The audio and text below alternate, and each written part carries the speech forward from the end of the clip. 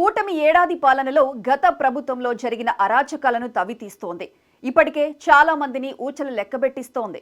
జగన్ హయాంలో వైసీపీ నేతల తీరు భయానకంగా ఉండేది. కొందరైతే టీడీపీ ఆఫీసులపై దాడులు చేశారు. 175 సీట్లు గెలుస్తామని, రాబోయే 30 ఏళ్ల పాటు తానే సీఎం అని జగన్ పదే పదే నూరిపోయడంతో ఇక ఎప్పటికీ తామే అధికారంలో ఉంటాం కాబట్టి ఏం చేసినా చెల్లుతుందని అనుకున్నారో ఏమో తెలియదు గాని కొందరు వైసీపీ నేతలైతే బరి తెగించి రెచ్చిపోయారు. రాజకీయ విమర్శల వరకు అయితే పర్లేదు, ఏకంగా టీడీపీ కేంద్ర కార్యాలయంపైనే దాడులకు తెగబడ్డారు. ఇప్పుడు వారందరికీ చుక్కలు చూపిస్తోంది కూటమి సర్కార్. 2021 అక్టోబర్ 19న మంగళగిరిలోని టీడీపీ కేంద్ర కార్యాలయంపై వైసీపీ కార్యకర్తలు మూకుమ్మడిగా దాడి చేసిన సంగతి తెలిసిందే. ఆ రోజు టీడీపీ కార్యాలయంపై వందలాది మంది దాడికి వచ్చారు. ఆఫీస్ ప్రధాన గేటును కూల్చి లోపలికి ప్రవేశించి కార్యాలయ సిబ్బందిపై విచక్షణారహితంగా దాడి చేశారు. కర్రలు, రాడ్లు, రాళ్లతో అద్దాలు, కార్లను, సామాగ్రిని ధ్వంసం చేశారు. డీజీపీ ఆఫీసుకు దగ్గరలోనే టీడీపీ ఆఫీసు ఉన్నా పోలీసులు స్పందించలేదని అప్పట్లో టీడీపీ నేతలు ఆరోపించారు.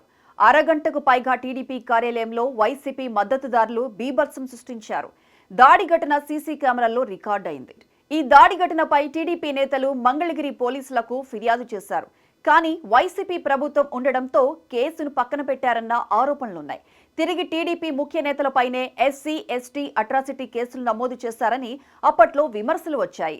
వైసీపీ అధికారంలో ఉండడంతో అప్పట్లో కేసు ముందుకు సాగలేదు. ఇక కూటమి ప్రభుత్వం అధికారంలోకి వచ్చిన తరువాత ఈ కేసును సిఐడికి అప్పగించింది. ఈ ఏడాదిలో కేసులో పురోగతి వచ్చింది. కొందరిని అరెస్ట్ చేశారు కూడా. టీడీపీ కేంద్ర కార్యాలయంపై దాడికి సంబంధించి విచారణను వేగవంతం చేసిన సిఐడి పలు కీలక ఆధారాలను సేకరించింది.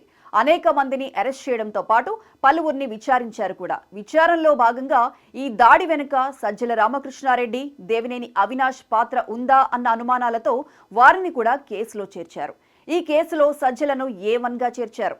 టీడీపీ కేంద్ర కార్యాలయంపై దాడి కేసులో కొందరిని అరెస్ట్ చేయగా చాలా మందిని విచారిస్తున్నారు. ఈ కేసులో త్వరలో మరిన్ని అరెస్టులు ఖాయంగా కనిపిస్తోంది. ఇక టీడీపీ కేంద్ర కార్యాలయంపైనే కాకుండా గన్నవరం టీడీపీ ఆఫీస్పై కూడా దాడి జరిగింది. ఈ కేసులో ప్రధాన సూత్రధారి వల్లభనేని వంశీ అని టీడీపీ ఆరోపించింది. టీడీపీ శ్రేణులు చెబుతున్న దాని ప్రకారం చూస్తే వంశీ కనుసన్నల్లోనే గన్నవరం టీడీపీ ఆఫీస్పై దాడి జరిగిందని అంటున్నారు. ఆఫీసును ధ్వంసం చేసి ప్రాంగణంలో నిలిపి ఉంచిన వాహనాలపై పెట్రోల్ పోసి నిప్పంటించారు. వైసీపీ అల్లరి మూకలు, వంశీ అనుచరులు కలిసి 3-4 గంటల పాటు స్వైర విహారం చేశారని, అడ్డొచ్చిన వారిని కొట్టుకుంటూ వెళ్లారు.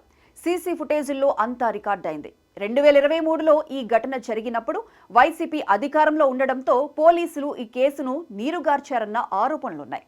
తూతూ మంత్రంగా విచారించి 44 మందిని నిందితులుగా చేర్చి నామమాత్రపు సెక్షన్ల కింద కేసు కట్టారు.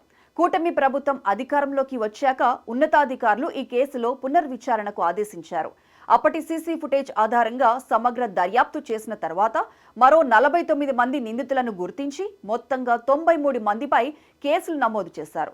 దాడికి సూత్రధారి అయిన వల్లభనేని వంశీని A71గా చేర్చారు. తర్వాత వల్లభనేని పరిస్థితి ఏమైందో ప్రత్యేకించి చెప్పక్కర్లేదు. ఈ కేసులో మరిన్ని అరెస్టులు జరిగే అవకాశముందని రాజకీయ పరిశీలకులు అంటున్నారు. మొత్తానికి తెలుగుదేశం ఆఫీసులపై దాడులు చేసిన వారిని వెంటాడి వేటాడి కటకటాలు వెనక్కు పంపుతోంది కూటమి సర్కార్.